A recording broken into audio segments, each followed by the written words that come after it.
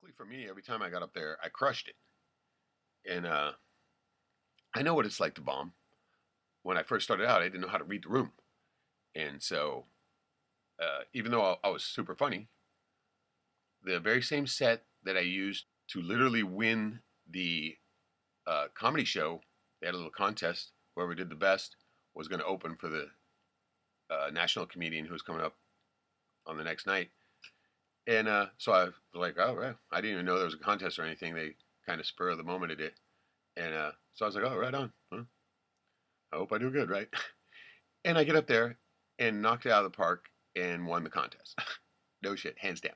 It wasn't even a comparison because everything I said was consistently funny and they all tied together. And by the end, they were just fucking literally tears and rolling, right?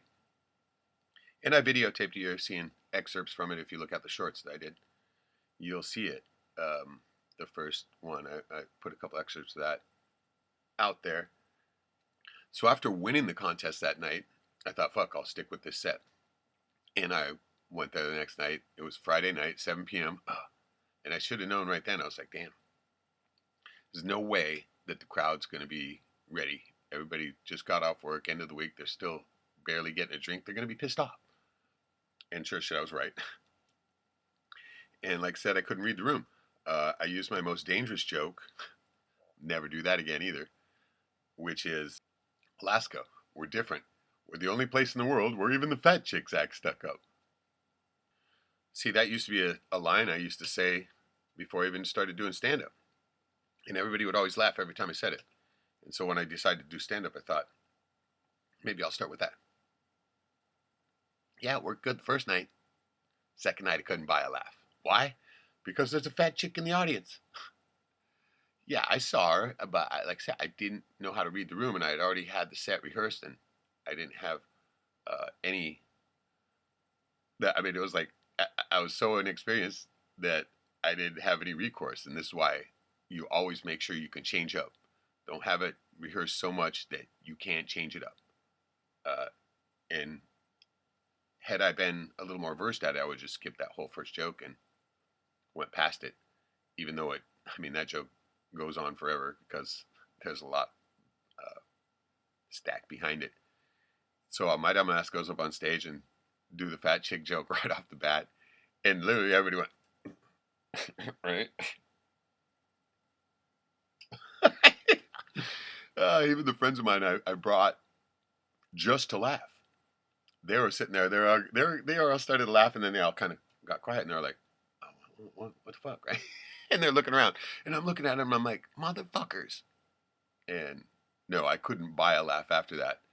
And so I could tell. And so I said, well, looks like I got to go. Here comes my security escort. And they kind of chuckled a little at that, right? But yeah, I bailed off the stage because it's not fun to bomb. If I did that more, I only did it one other time. Once again, it was from not reading the room, and it was from the same stupid joke.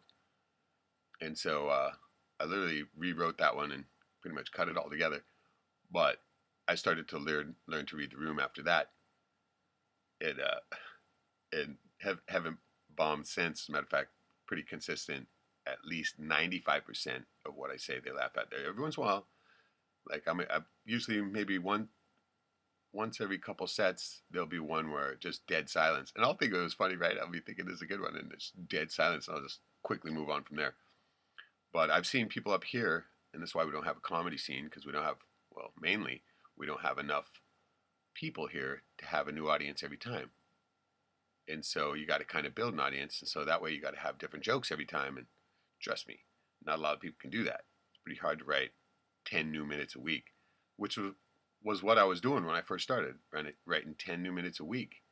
And once again, naive, all the other stand-ups there literally started to hate me because they could barely write a few new jokes a week, right? And I'd come up there with 10 fresh new minutes and kick it out of the park again. They literally just started to fucking hate my guts. And I'm completely oblivious to it. And so you'll see that a lot, this jealousy thing, right? Especially if they think they're funny, but they're not. And which is mostly the case.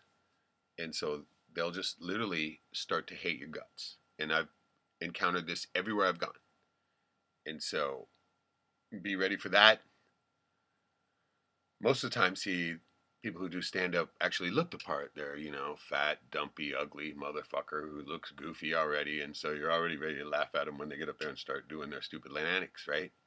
And a lot of them get by on that. So it's a lot different for a guy like me, in shape, um, you know, not entirely unattractive. I'm not going to say good looking, but I know for a fact that much better than average because, fuck, come on now. No, I know that I'm better than average looking for a fact. I'm not going to brag, blah, blah, blah. But most of these, I mean, in shape and all that. If you have all that, you're already going to be getting that hate. And especially if you get up there and you're hilarious and knock it out of the park, then fuck, they're just literally going to be seething in their fucking layers of fat. And that's truth. Sorry, but it is. And so, yeah, after doing the circuit down there too and getting up on stage a few times, and getting on stage and knocking it out of the park a few times, some of them, okay, that's not a hard and fast rule. There's some of them, other stand-ups that will be cool. As a matter of fact, every mic that I ever went to, there's always somebody else aspiring who was also funny. And later we'd be like, dude, you're funny than you were too. We'd fucking laugh and party and hang out for the rest of the night. And usually, make friends. Shit, we make friends permanent. And there's always one or two that's cool, but all the rest of them, one place, as a matter of fact, I went to, and after knocking out of the park, and, everybody was okay. The first time you go to a comedy show, the first time you hear the jokes, you're going to have a good time. And then you go back the next time, and they're all telling the same jokes, and you're like, well, fuck, this sucks. And so, the first time I always go to a mic, it's always a lot different, because you get to sit there and enjoy the show as well. And so, I walked around, and literally every stand-up that I recognized, that I remembered that went up there, I was like, hey, great set, right on, man. And then I'll go, oh, thanks. Normally, you're supposed to say, yeah, you too, great set, right? But they just, oh, yeah. Right? What the fuck's the matter with you retards? And this is when it finally clicked into my head. Because I went around and literally told all, not a single one of them returned a compliment back to me, even though I did much better than all of them. And so I was like, man, goddamn, these motherfuckers. Some of them were just looking at me like they didn't even want to fucking shake my hand, right? They're just, right? And I'm just like, what is wrong with these fuckheads? Until the last guy, I almost didn't even want to say anything. But I was walking by and I seen him, a younger kid. He looked like a young Sam Kinison. His name was Izzy, and we hung out for a bit. But he was literally looking at me. I was looking at him, and we both got this grin. He started, and I was just starting to say, hey, great set. And he was like, dude, you guys had that. And we fucking had a great time. And you could even see the other stand-ups looking at us like, look, motherfuckers all having fun. Their nights are all ruined because they see somebody who's really funny, even though they're sucking every cock along the way. But hey, keep sucking those cocks, you're going to make it to the top. Some people like us just can't do it. But I learned so many important, valuable lessons just on that one trip to Hollywood, because I had only had mostly Alaskan audience. Well, I did some bits in Hawaii and Seattle too, but LA was, the place. And right before I left, I did another open mic that I crushed it out of. But the main reason why I was there visiting the Comedy Store so much is because of the haunted nature of it, and me being a paranormal investigator. I was trying to get my foot in the door there to do an investigation. And so I had this idea, what if I offer them a show, a paranormal / comedy show, where we'd actually do an investigation in there. And I was like, whoa, this is fucking good, right? And so I started writing down a script and everything. And I went over there one of the last times I went there. I finally got to meet one of the managers, because I've been asking everybody, what's manager? Nobody could fucking ever tell me. And finally, I just happened to be right place, right time. I was like, yeah, I was trying to find one of the managers. I go, manager? Oh, she's right here. Two. Grabbed her, and the chick looks over and said, huh? I was like, hi. Introduced myself, blah, blah, blah. Thankfully, she didn't know me for the Jew World Order guy, right? She thinks she never heard of that, right? And so she turns and she's like, hi, I'm so-and-so, the manager, right? And I'm like, yeah, I've got an idea for you guys if you want to bring in a lot more money. I mean, is that the idea, right? And they're like, we could.